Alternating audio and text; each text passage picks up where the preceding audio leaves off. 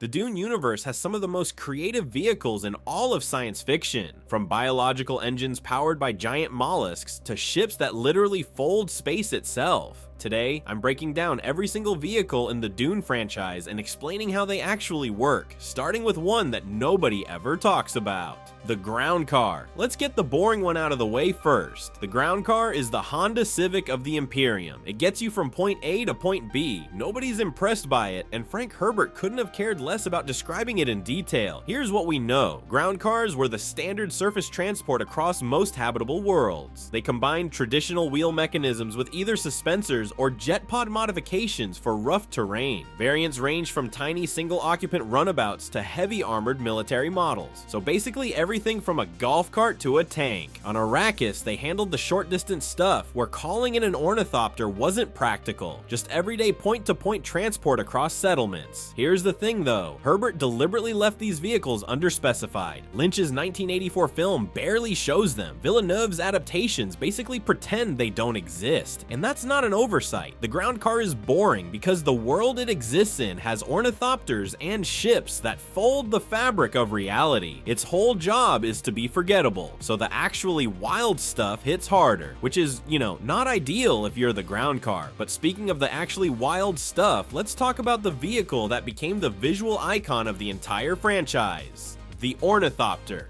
You know what powers the most famous aircraft in science fiction? A giant mollusk. I'm not kidding. The ornithopter, the vehicle everyone pictures when they think of Dune, flies because engineers strapped a 300-pound domesticated land mollusk called the heart scallop into the wing joints and let its continuous muscular contractions do the heavy lifting. Literally. Here's how it works. The heart scallop sits at the wing junctures, and its natural bellows action drives the flapping motion through a system of levers and rods. Electrical leads connect directly to the creature's nerve centers. One current makes it pulse faster for rapid wing movement. A second current shocks it into dormancy, switching the thopter into fixed wing mode with jet-assisted flight. And when power disconnects entirely, the mollusk just starts pulsing again on its own. Built-in failsafe. Your electrical systems die, and the giant clam says, "I got this." A standard ornithopter carries 6 passengers, or 9 if you rip out the rear seats. They're used for planetary transport, cargo hauling, and military operations, and they come loaded with laser guns, small missiles, and mala pistols. These things are not messing around. Now visually, the two big film versions couldn't be more different. Lynch's 1984 Thopters had small folding wings that didn't even flap, basically tilt rotor technology with some Dune paint on it. Villeneuve threw that out entirely. His 2021 redesign gave them dragonfly wings beating at hummingbird speed with motion blur, where the wings complete multiple full cycles within a single shutter period. The result looks alive, and the platform spawned dozens of variants: scout drones, armored combat models, troop carriers, racing Thopters, but all of them still powered by a mollusk having a really long day. Speaking of ornithopters, the Harkonnens looked at this elegant dragonfly design and said, yeah, but what if it was angry? The Harkonnen ornithopter,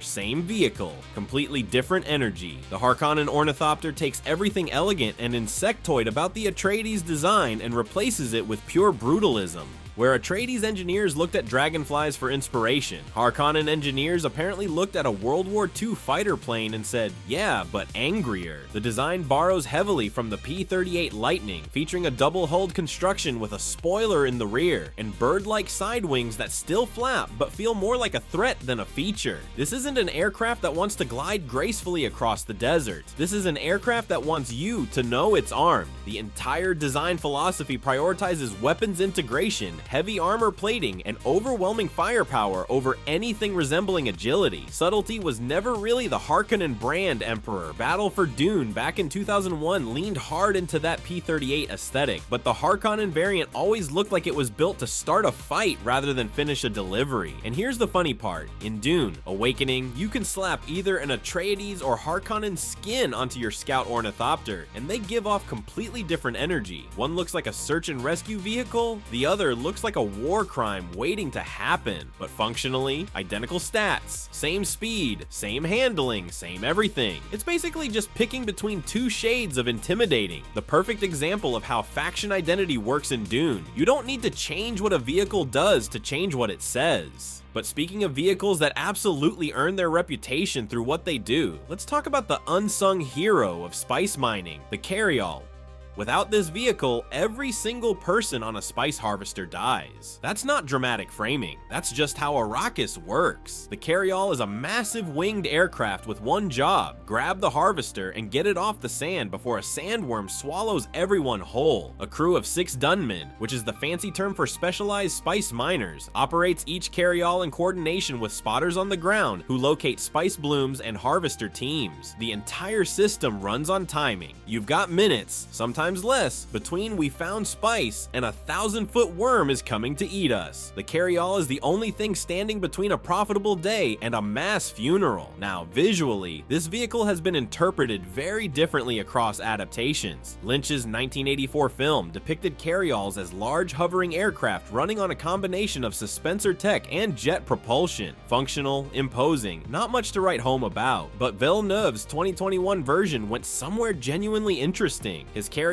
are square-shaped, jet-powered aircraft fitted with special inflatable and deflatable balloons that provide additional carrying buoyancy. Basically a dynamic load adjustment system that lets the aircraft compensate for the ridiculous weight of a fully loaded harvester in real time, which is, you know, a pretty elegant solution to the problem of how do you airlift a factory. When you don't Part 2 even introduced a modified smuggler variant used by Gurney Halleck's crew, proving that where there's spice, there's someone willing to duct tape a carryall together and go get it. And in the 1984 film, a single carryall handled 4 mining teams while flying 2 harvesters simultaneously, suggesting these things had capacity well beyond the bare minimum needed for extraction. But if the carryall is the rescue vehicle, the thing it's rescuing is somehow even more terrifying to operate: the spice harvester.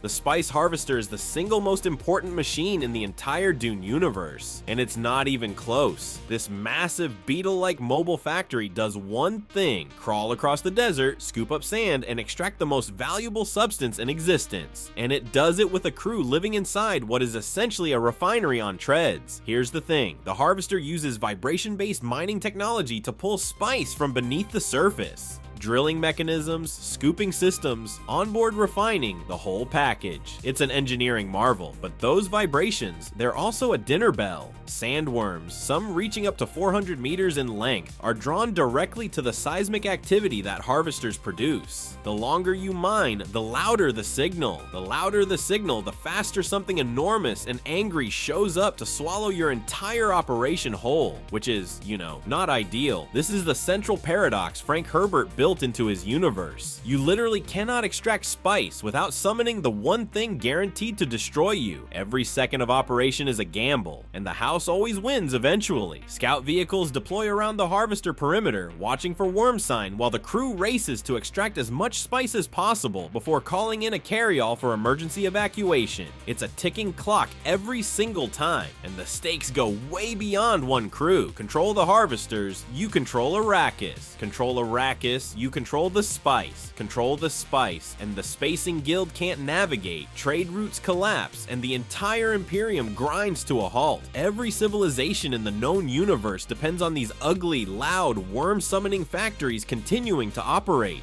Dune: Awakening captures this tension perfectly, with the multiplayer economy revolving around defending harvesters against player raids, turning every mining run into a high-stakes gamble. But if the harvester is the foundation of power on Arrakis, the Atreides frigate is what projects that power across the stars. The Atreides frigate.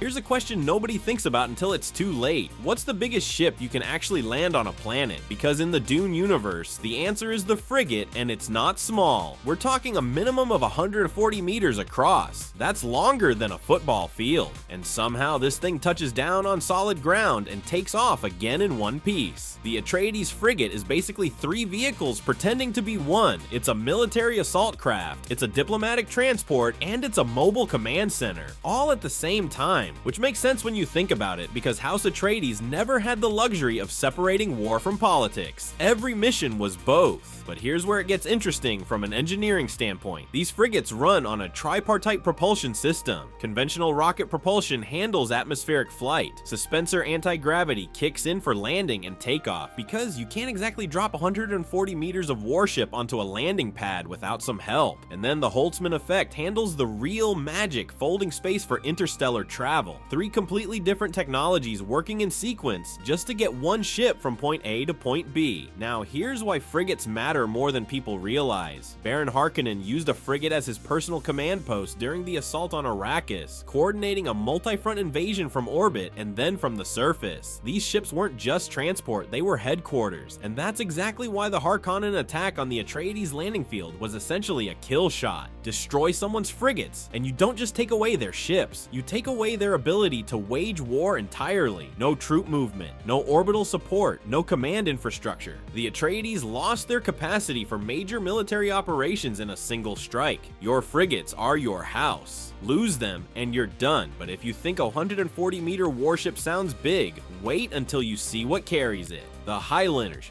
Nothing else in the Dune universe comes close to this thing. Not in size, not in importance, not in the sheer amount of political leverage it represents. The Highliner is the Spacing Guild's crown jewel, a starship so incomprehensibly massive it approaches the scale of a small moon. We're talking about a vessel capable of carrying thousands of passengers, entire military fleets, and the bulk exports of whole planets inside modular docking bays. Smaller ships don't travel alongside it, they dock inside it. That's the only way to survive the trip, because Highliners don't travel through space. They fold it. Using Holtzman engines, these ships compress the distance between 2 star systems down to 0 and cross it instantaneously. No light speed, no hyperspace tunnel, just here, then there, which sounds incredible until you realize what it actually takes to pull that off safely. Guild navigators, also called steersmen. These are human beings who have been so thoroughly saturated with spice melange that they've mutated into something barely recognizable as people. They float in sealed anti-gravity tanks filled with dense orange spice gas. Their bodies elongated and atrophied, limbs thin and useless, faces stretched into shapes that would make a horror artist uncomfortable. They exist in a permanent state of spice-fueled prescience, perceiving the future in real time so they can select safe routes through folded space and avoid, say, materializing inside a star, which is, you know, not ideal. But here's where the Highliner becomes the most important vehicle on this list. It creates a dependency loop so airtight it basically holds the entire galaxy hostage. Navigators need spice to maintain their prescience. The Guild needs navigators to operate Highliners. The Empire needs Highliners for all interstellar commerce, communication, and military deployment. No house can move armies across star systems without Guild cooperation, not even the Emperor. That means whoever controls Arrakis controls the spice. Whoever controls the spice controls the navigators. And whoever controls the navigators controls everything. One vehicle, one substance, one monopoly. The entire Imperium held together by a ship full of mutants who can't survive without their next hit. It's one of the most elegant pieces of world building in all of science fiction. But even a monopoly this total has a weakness. And the next vehicle on this list is the thing that finally broke it, the no ship.